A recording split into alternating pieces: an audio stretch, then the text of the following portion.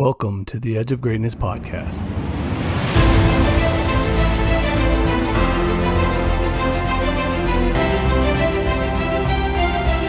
The path to greatness is never linear and requires patience and consistency. Join us on our journey as we peel back the layers of success, searching for that elusive core. Each week we will explore a different component of greatness, utilizing experts who have traveled some part of the path that we are all on. We aim to uncover insights into the areas of leadership, coaching, performance, overcoming failure, the power of habits, and so much more. We are all on the edge of greatness.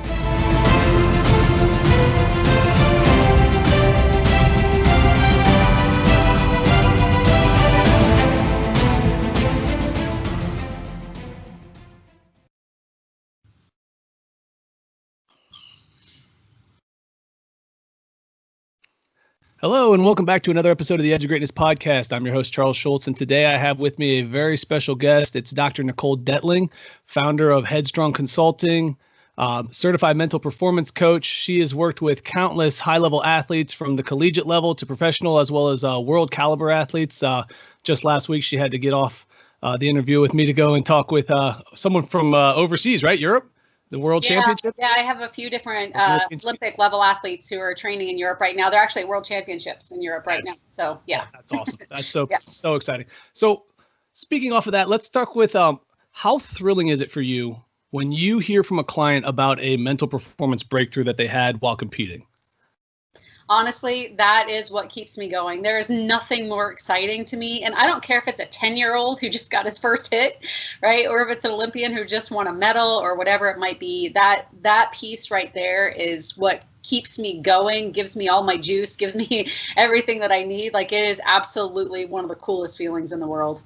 Yeah, I can only imagine, like, especially if it's like a big event, even like that probably even makes it even a little bit more like, and a big event, like, I'm not just saying like Olympic level, but like if a 10-year-old's doing a performance for the first time, that's a big event for them. Exactly. And all of a sudden they're like, I overcame it. I'm there. So that's awesome. Yeah, I think that's a really good point that I make a lot of times when I'm teaching students is, it's the importance of the event isn't based on your perception. It's that person's perception. And for a 10-year-old, that's the biggest thing in their world. That to them is just as big as, winning the World Series, is to a pro baseball player. So we have to understand it from their perspective. And that's really what makes us more effective. Absolutely. Absolutely. So speaking off of that, what would you say, in your opinion, are 3 of the most important characteristics of becoming headstrong? Where would you start with? You're going to make me just narrow it down to 3? I know that's tough. But I just figure we'll start with the big 3 and then we can kind of work back from there. Okay. If you had a big 3.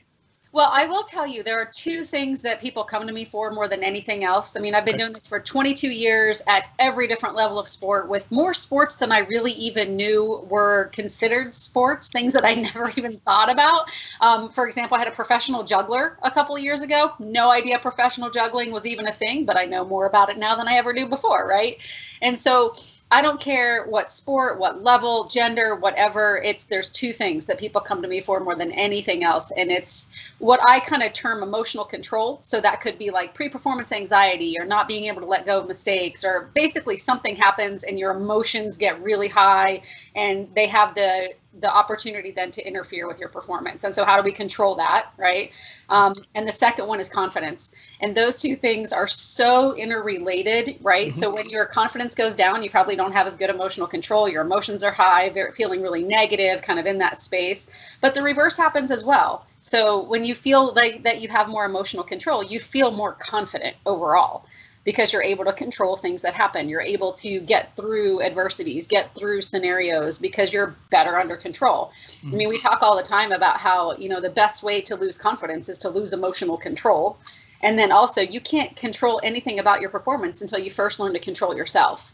So those 2 things, I mean, in 22 years of experience and practice, those are 2 things that people come to me for more than anything else. Putting a 3rd one in there, I don't know, I'd probably say like performing under pressure. Okay. But that still goes into that emotional control and confidence. So it's all kind of this big, collection of things. But those are the things that I would say would be what people come to me for more than anything else. Okay. Yes. Yeah. So in speaking to the emotional control, what would you do for somebody who feels like they have a trouble staying grounded before performance. What's something that you do when it comes to like preparing them for an everyday type of situation versus a big game? Is there different things you do, or how does that work from the beginning of a performance standpoint? Yeah, so I don't necessarily have a one size fits all program because we all have different minds and brains and we're thinking differently. And even from day to day, you know, sleep, nutrition, all those things are going to impact our thought processes. And so there's no one size fits all. I can give you a number of different strategies, but it's kind of finding the one that's going to work best for that person in that moment. And then, you know, similar to physical reps, right? If you want to get stronger, you've got to do the reps. You got to put the time in. You got to pick up the weight and do the reps. In order to get mentally tough and mentally stronger, you got to do those reps too. And so I can give you a lot of different techniques. They range from breathing, different types of breathing techniques. There's so many different ways to breathe. And I think the one that most commonly people say is, hey, take a deep breath. But if you don't do that correctly, it's not going to help. Right. Right? So let's talk about somebody who's got like maybe a high anxiety before a big competition. How does that, I mean, obviously I'm assuming the breathing piece would be big for them to kind of slow them down. So let's talk with tipping somebody like that out. How would you help them out? Yeah, and again, there's going to be different strategies for each person, but you know, some of the simple, I'll give you a couple of simple ideas that maybe some of your listeners would be able to start utilizing. And so maybe when somebody gives you that well-intentioned advice to take a deep breath, just think about a deep breath as anything deeper than what you're currently taking. That's it. So if you just ran some gassers and you're winded and you're still really nervous, you can't really take a full-on deep belly diaphragmatic breath, but you can breathe a little bit deeper than what you're currently breathing. And so I usually tell people, you know, 2 cues for it is to breathe lower and slower. So think about breathing from lower in your diaphragm, from wherever you're breathing right now. Just try to breathe a little bit lower from your lungs and then slower. Just try to slow down that breathing. And so if you can just lower and slower your breathing, that's going to help get you better under emotional control. So whether that anxiety is at its peak, because as we know from physiological and biochemical information and everything, you know, the more we breathe from the top of our chest, the more anxiety happens, the more it impacts the effectiveness of our movement, right? If we look at motor learning, motor behavior, our muscles get tighter, tenser, the efficiency of our movement is slowed down, and then we know our body isn't functioning that well. We know that whether it's a conscious thought process or a subconscious, and then we start that anxiety breathing even more. So it becomes a vicious cycle. So we can break the cycle just by breathing lower and slower. And when your body gets a little bit more relaxed, if you think about it, an anxious mind cannot exist in a relaxed body. So if we get your body just a little bit more relaxed than what it currently is, that will help slow down those thoughts in your mind, help slow down some of that anxiety provoking stuff that's flying through that you can't even get a handle on. Oh, yeah. No, I like that because I notice a lot of people, especially for me, I have a baseball background. So a lot of people have taken the mental approach and applied it to baseball recently. It's become a really big thing. And especially like for hitters, like between pitches, you see them like stare at their barrel and take a deep, deep breath. I don't know if you've ever read the Heads Up Baseball book. Yeah, that's the Bible. That's the baseball Bible for mental training. Ken Ravizza. Exactly. And he obviously talks a lot about resetting yourself and getting yourself back to green, or even trying to work to compete with yellow. And so I like the breathing idea because I think a lot of people, when they get panicked, they don't slow their mind down to breathe, and then they all of a sudden are breathing heavier and more, and then it gets out of control and they lose it. So when we get into a game situation, obviously though, it becomes a little different because sometimes it's harder to like slow your mind down because the game's moving so fast. So what do you have as far as maybe, are there any mental drills you do to help people understand how to deal with failure or adversity in those types of situations? Sure. And part of that's going to depend on the nature of the sport. So if you're in a sport that has natural breaks in play, like baseball, football, volleyball, tennis, right? So after each point, you have a moment. Sometimes the moment's a little bit longer than others. That's going to be different than sports like basketball, soccer, where it's just a continuous play and you don't have that time, right? You have to keep your mind where it is. You don't have time to process what just happened, or the ball's gone and you're not going to be able to perform, right? So those are going to be different depending on the nature of the sport that you're in. So the easier one obviously is the breaks in play, because you have that time to kind of get your mind in the right place where it's supposed to be, when it's supposed to be there, and to slow yourself down. And so getting into those breaks in play, it definitely comes back to the breathing, but it also comes back to what are you saying to yourself in those moments? What is it that you are preparing yourself to do? Are you stuck in the past of what just happened? Or do you maybe you take a learning lesson if you have a moment to take that, and are you focused more on the next play? And we know the most important play in any sport is always the next play, always. And so getting your mind into that next play is going to be imperative. And so, if you can go back to Ken Revis's Heads Up Baseball, and I don't mean to leave off Tom Hansen, of course, but Ken just, I miss that man so much. He passed away a couple years ago, and it's just, he was just such an amazing, amazing human being that I'm so grateful I had the opportunity to call a friend. But if you look at some of his stuff, you can use it in any sport where he talks about releases, like doing something to physically release the last play. And like you're talking about, hitters staring at the barrel of their bat and taking that breath. What Ken talks about in his book essentially is like, what's your execution? What's your plan? What do you intend to do? So as they're looking at the barrel, they're thinking about, line drive down the middle or something like that. Like what is their intention? And that breath is keeping you in the present moment. And so that's a super simple way to kind of release some of that negativity. He does things like, or he talks a lot in that book, some of his releases for hitters are use what you're already doing physically. So if you tend to, unstrap and restrap your gloves, the Velcro on your gloves, you can use that and put a mental meaning to it. So essentially, as you unstrap the glove, you're taking off the last pitch. And then as you put the Velcro back on and restrap, it's like, I'm putting on the next pitch, time to focus, time to go. So you have that time between plays to kind of get your mind in the right space, right? Yeah. Now, if you don't have that time, basketball, soccer, whatever it is that you're playing, that you don't have that time until the ball goes out of bounds or, there's a foul called or something.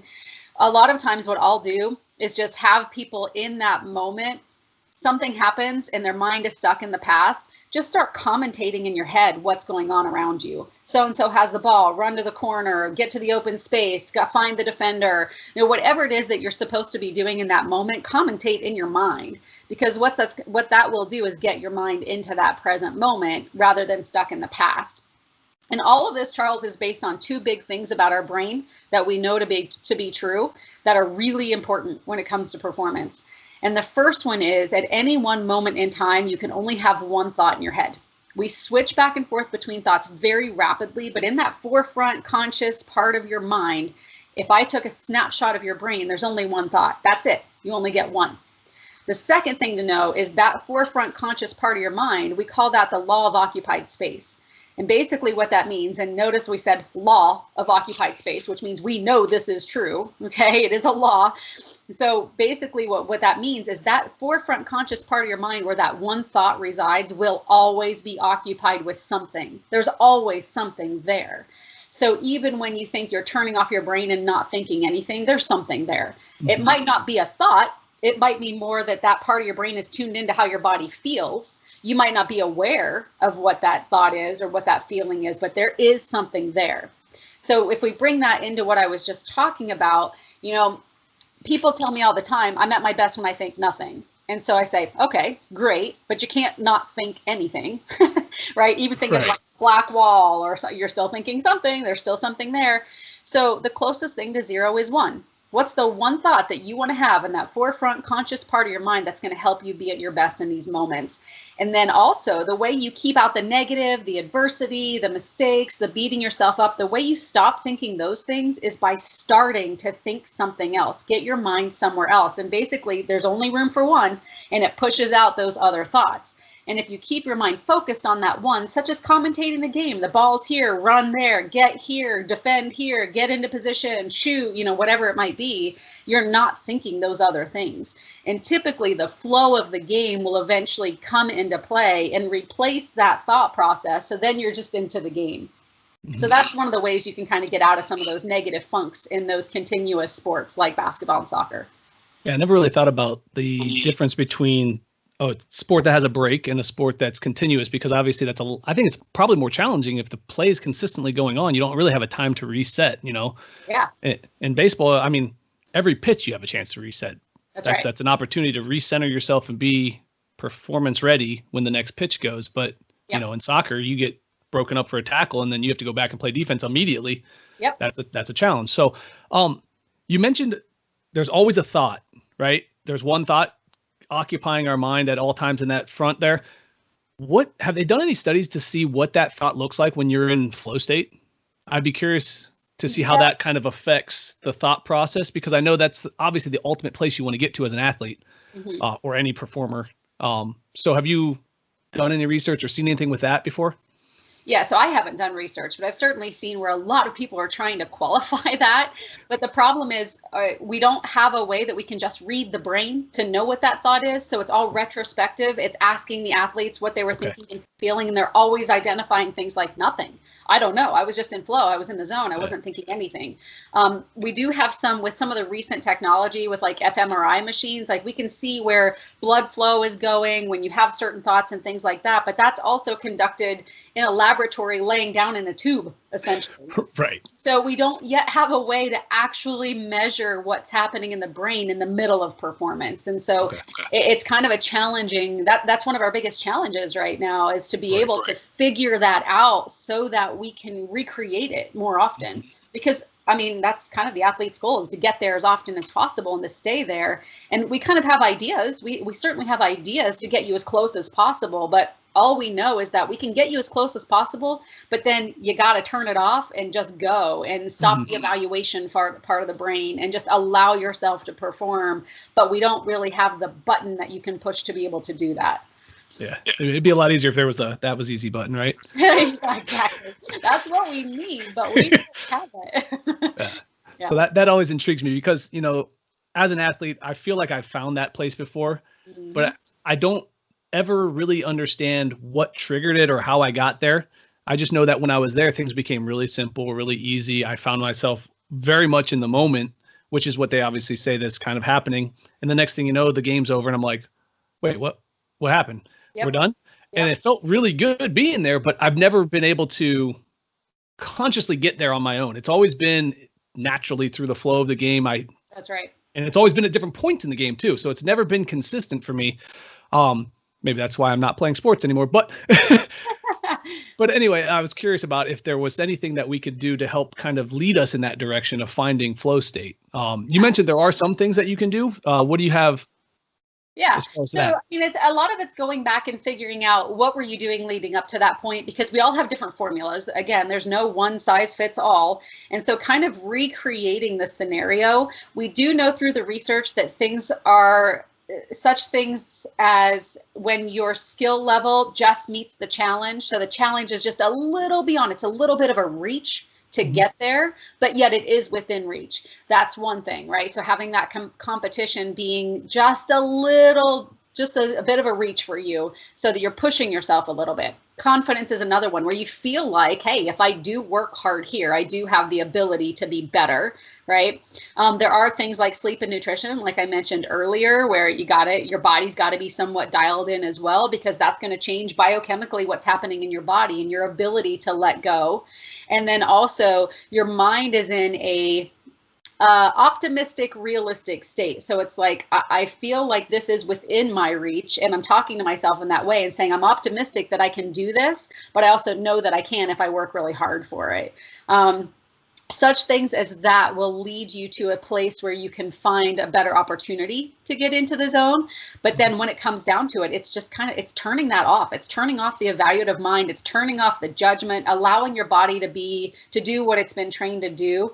And if you look at things like memory, when we get into automaticity of skills, we're talking about procedural memory. So, as we're learning skills, we're using our working memory where we're thinking, okay, hold the bat here, get my feet into this position, my hips are supposed to do this, my shoulders do this, right? And that's what you're learning. But eventually over time, you want to automate the skill. So you don't have to think about how to hit the ball anymore. You just get in, and the only thing you're thinking about is your vision and seeing the release point of the ball coming out of the pitcher's hand, right? So sorry, I'm just using a baseball example since you're a baseball guy, but hopefully your listeners can relate to this. So ideally, we want to automate our skills. And so it goes into our procedural memory. And the biggest thing that's going to hold us back is once it's in our procedural memory and we get under a pressure situation or into that, we're sort of losing some of that emotional control, is when it comes back, we bring it from our procedural memory back into our working memory. We start thinking about, how do I do this again? Where do I place my hands? And you get way too technical on it. And that's when you're going to choke, so to speak. Things like that might happen. So it's all about getting it into your procedural memory. So doing your reps, right? Doing your physical reps, doing your mental reps, getting it into your procedural memory. And then if we're going back to zone and the flow, like you were just talking about, it's allowing that to be. It's knowing that you know how to do this. You don't have to think yourself through it. You know how to do it. And then a lot of times it might be, I mean, that's from the physical aspect. And then from the mental aspect, we might be doing something like what I call deliberate distractions, which is taking your mind to something completely external. So as a baseball hitter, tell me what popcorn smells like as you're standing in the box. So you're thinking about that while you're allowing your body to do what it's been trained to do, keeping your physical skills in your procedural memory and automating that. Of course, that's going to be those who are, higher level, more skilled athletes who do have those skills automatic. Mm-hmm. But that's one of the ways to get yourself in the flow or the zone. I mean, I used to have, when I was working with gymnastics, pretty high level gymnasts, they would, the beam was really a difficult event for them. And there's always one skill or on the beam or one series on the beam that they would struggle with. And for me to be able to keep that into their procedural memory versus coming back, oh my gosh, pressure's on, here we go, the score is going to count. And then they're using their working memory. I would have them sing a song on the beam. I had one girl who would literally sing the ABCs out loud on the beam when she was getting ready to do that toughest skill, because it got her mind away from thinking through the skill and just allowed her body to do what it knows how to do. And so that would help her get into the zone, because it just took her mind to a space that allowed her to know that she knows how to do the skill, that she knows how to do the series. She just has to allow her body to do it. And she ended up becoming a really good gymnast and going about as far as she could go until she got injured, unfortunately. But yeah, so I mean, those are just some examples of how you can get into that zone and into the flow. I know I kind of went off on a tangent there, but that's good. I like that. Yeah, it's all related. Yeah. And then actually it's kind of funny because this last summer I was working with a softball team, and I had a girl who was overthinking in the box, so I had her sing Baby Shark because it's ridiculous and hilarious, and if she's singing that, she's clearly not thinking about anything other than the fact that this song, I can't believe I'm singing it right now. That's right. And she'd go out and rip the cover off the ball, and I'm like, look at that, you do know how to swing.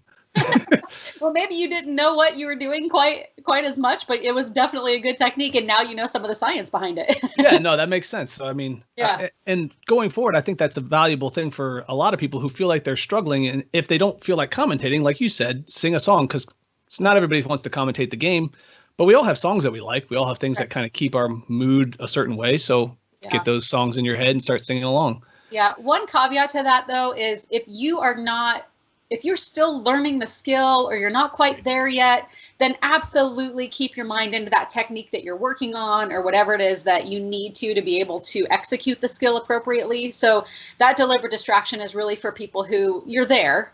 You just got to perform, right? So if you've got it down perfectly in practice, or I shouldn't say perfect because there's no perfect in sports, but if you have it down pretty well in practice and you're just not able to execute in a game, that would be a good strategy for you. Right.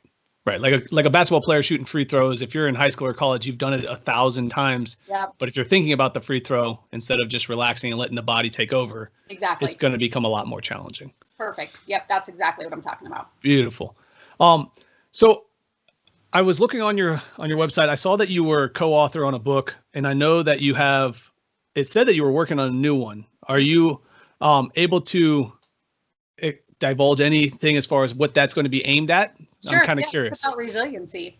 So I've done a number of, when I was a professor at the University of Utah, I did some studies on resiliency and looked into the literature quite a bit. And then toward the end of that part of my career, I had been hired by the federal government to come in and do resiliency workshops for their leaders. So I did a lot of, not federal government in terms of like the president, which is what everybody thinks when they hear that, but it's federal government employees, right? So people who work in different, Transportation Safety Institute and, federal agencies like that. And so for the past, 8 or 9 years now, I want to say, I'm not sure about that exact, I'd have to go back and look, but it's been a while.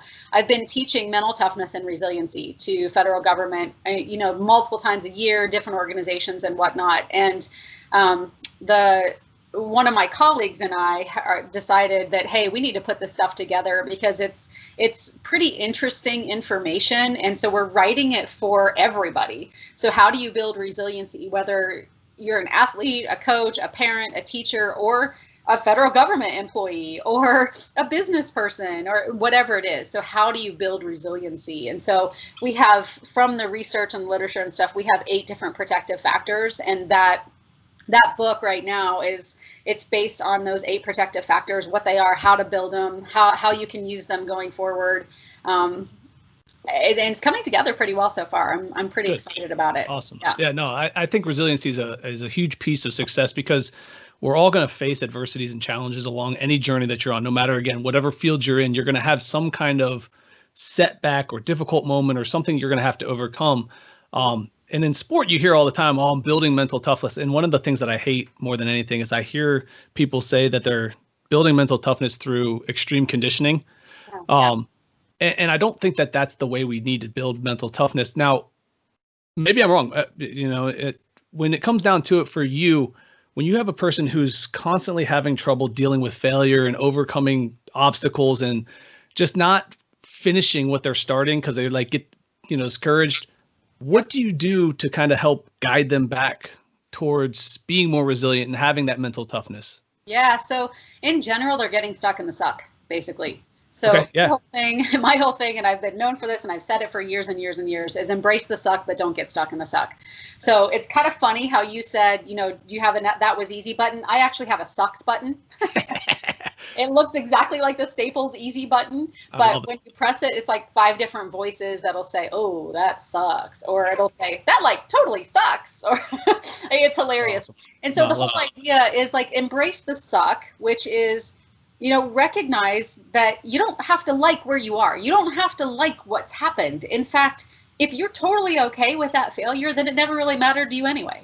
So, as an athlete, I want you to care. If you feel frustrated, that's a good thing, because it means you care, right? Mm-hmm. And so let's embrace the suck. Let's acknowledge it for what it is. Let's validate those feelings. But then the problem is most people get stuck there, right? They get stuck in the suck.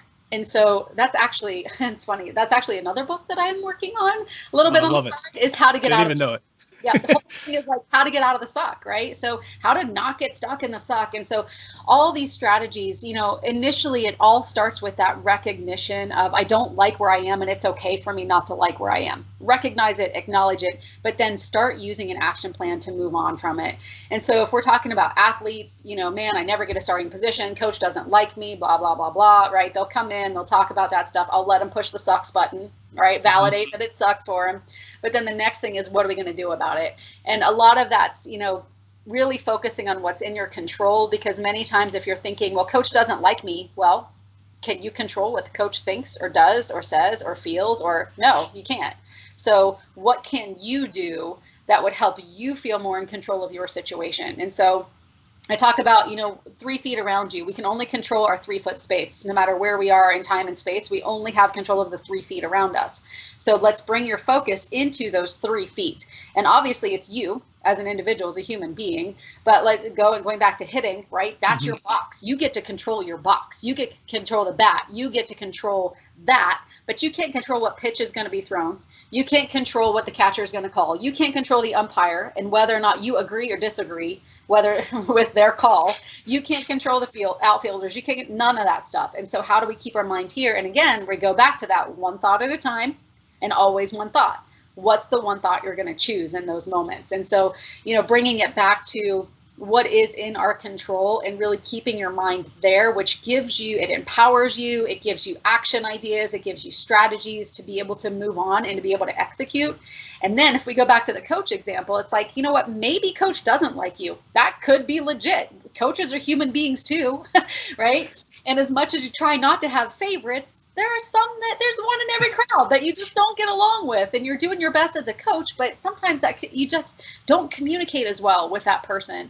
And so we can't control the fact as an athlete whether the coach likes us, but we can control what we're doing effort-wise, attitude-wise, controlling our 3 feet around us, which then might give us a better opportunity for coach to give us a chance, whether or not coach likes us, right? And so kind of getting into that space of what can I do about it? That's the whole idea of getting out of the suck, is what can I do within my 3 feet that I can then improve upon to be better. And so that's where, a lot of times, that's where we build mental toughness, right? I mean, Everybody, it's easy to be mentally tough when things are going well and you're winning and everybody loves you, right? But mental toughness truly exists in the struggle. It exists in the suck. And that's where you can build it. That's where you can make it stronger, make it tougher, so that when the good times come, you can enjoy them even more. Yeah, no, I love that, because I've heard that once or before. As I want to say it was David Doggins' book. He was talking about when he was going through the multiple hell weeks, and no, I knew it sucked. I just couldn't think about it, because then I'd quit. Exactly.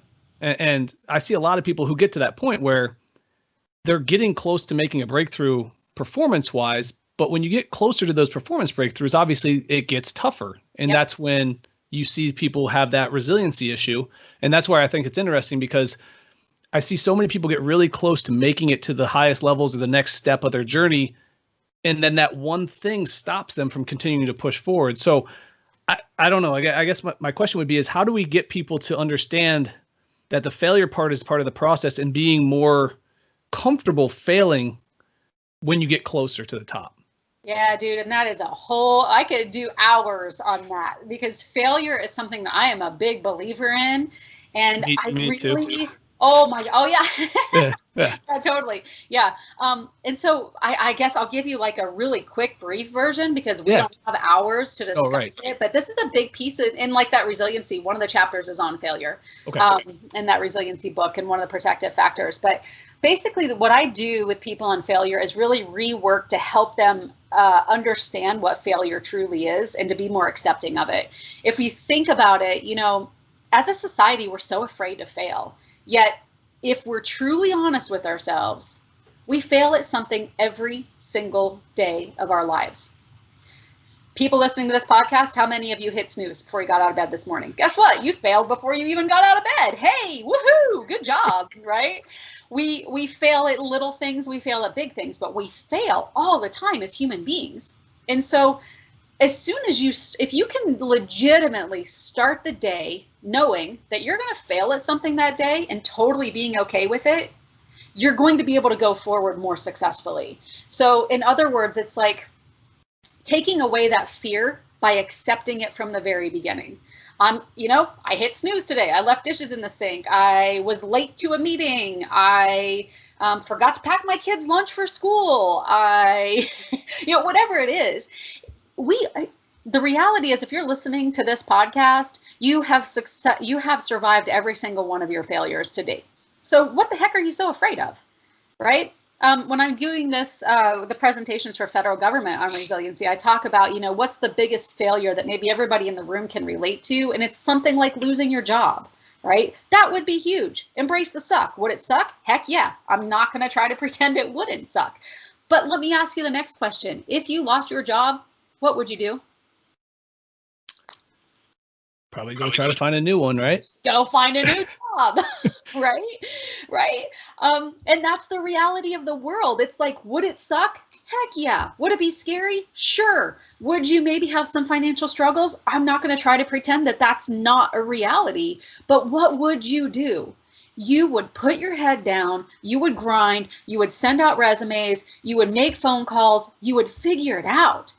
And so even these huge failures that we think about, we survive, and we have survived. And the older you get, the more you failed, because you're failing every day, sometimes big, sometimes small. And what have you learned from that? Well, one, you should have learned that you survived. And two, you should have learned, if you look back on it, that you're going to figure it out. And so you'll go through some suck, embrace the suck, but don't get stuck in the suck. And so I think that's one big thing that I really work on is really reframing failure as a means of, oh, this is something that happens all the time. So what am I really afraid of? And then what's the worst possible thing that could happen if I fail? And then if that worst possible thing happens, what would I do about it? And a lot of times that what would I do about it is how you get out of the suck. Because it's like, well, I don't want that to happen. But if it did, I'd figure it out. And the crazy thing is that for people who have been through job losses and things like that and really difficult times in their lives, many times if you talk to them down the road, they're like, you know what, it's one of the best things that ever happened to me. Oh my gosh, my life is so much better. I never even knew that this was an option for me. I didn't know this was a possibility, and look where I am now. And so if you look back on those things, you can recognize that failure is actually a really good thing. It just sucks to go through. I get it. And then one more thing on failure that I think is really important is that depersonalization. So too many times people think because they failed that they are a failure. Not at all true. So you lost your job. You failed at keeping that job. That doesn't mean you are a failure, right? You struck out. You failed at that. You're not a failure. And really depersonalize that and recognizing, wow, I fail all the time. I fail all day long, but I am not a failure. I just failed at that thing. I failed at executing that thing, whatever it is. And that's okay. I love looking at it like that because, obviously, like I said, I pointed to the hat that I have is for people who are listening, can't see what I'm doing there. It says fail forward on it. And for me, I think failure, if you're doing anything great, you're bound to fail. And I like the fact that you said if you're doing anything at all, you're bound to fail, because I think that brings it even more into perspective, because it's always there. It's always around you. So own it, accept it, deal with it. And then, okay, well, what did I learn and what can I do now? And you'll be better for it. So no, I appreciate that outlook. I think that's a new way for me to start to promote that towards my athletes, because I always try to say, if you're failing, you're getting close to doing something big, but I like the idea of it being something, well, did you push snooze today? Something as simple as that, or your socks are the wrong color. They're both two different. You failed at putting your socks on today. Something that simple, right? Yeah, and followed up with, great job. You failed. Right. Awesome. All right, let's move on. Right? Exactly. And if we can acknowledge those failures rather than criticize, but just acknowledge and say, hey, you failed. Okay, let's go. Right? I'd rather you have socks on than no socks. I don't care what color they are. Let's go. Right? And I feel like if we can, as coaches, if we can acknowledge that and high five it, like, all right, let's go, let's do it anyway, then it starts to make failure more of an everyday, it's just what we do, it's who we are, it's not a big deal. It takes away that fear of my whole life is going to end, because people really catastrophize failure in their mind, which is why they got to follow it out with, what would I do if that happened?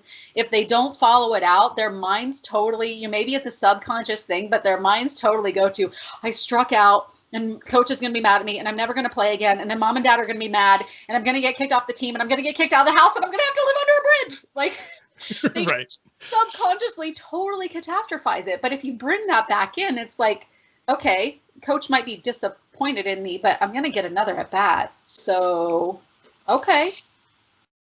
Right. No, I like that. Yeah. So, well, Before I let you go, I wanted to know, is there any way for the people who are listening, if they're looking to connect with you or follow along with what you're doing, stay in touch with the releases of the new books and stuff like that, where would you direct them to be able to kind of follow along and keep in touch with you? Yeah, totally. So a number of different places. Obviously, if you're listening to a podcast, you're a podcast listener, and I have a podcast as well. It's called Becoming Headstrong. And so you can jump onto that. All of our episodes are less than 10 minutes. So it's a real quick mental tips and tricks 3 times a week, every Monday, Wednesday, Friday. And it's not just me, it's my 3 colleagues as well in Headstrong Consulting. So here, basically, you'd hear from each of us every 4th time. So that's one way that you can find it. And actually, I just am in the middle, or actually toward the end, I've already recorded them all, but the episodes on those resiliency and those 8 protective factors are going out right now. I think the next one coming out is number 7. So you could go back and look and listen to those. You can follow me online. So I am on Twitter and Instagram at Headstrong Doc. And then my company is at Headstrong Team on Twitter, Instagram, Facebook. We're Headstrong Consulting. We have a YouTube channel we're just kind of getting started on that, but we're even on TikTok. So you can follow us on TikTok at Headstrong Team. We're trying to do it all, man. I love it. And our website's headstrongconsulting.com. And if you wanted to connect with me personally, if you went in there and filled out the contact us form, it goes to my personal email address. So that's a way that you can always reach out to me personally. Or if you're just interested in connecting with someone else on the team, you can still fill out that contact us form and I can forward it to whomever it is that you're interested in connecting with.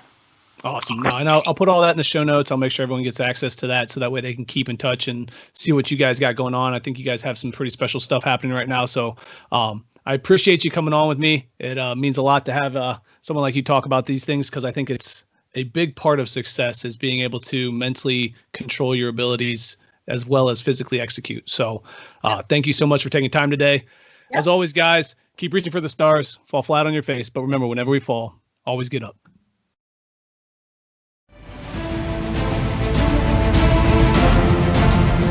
Thank you for joining us today on the Edge of Greatness podcast. We hope you enjoyed today's episode and join us again next time as we continue to dig deeper into the key components of greatness. The path to greatness is never linear, so remember to keep pursuing greatness no matter what. Keep stretching your abilities, reach for the stars, and fall flat on your face. But no matter what happens, remember, whenever we fall, always get up. Until next time, I'm Charles Schultz, and this was the Edge of Greatness podcast.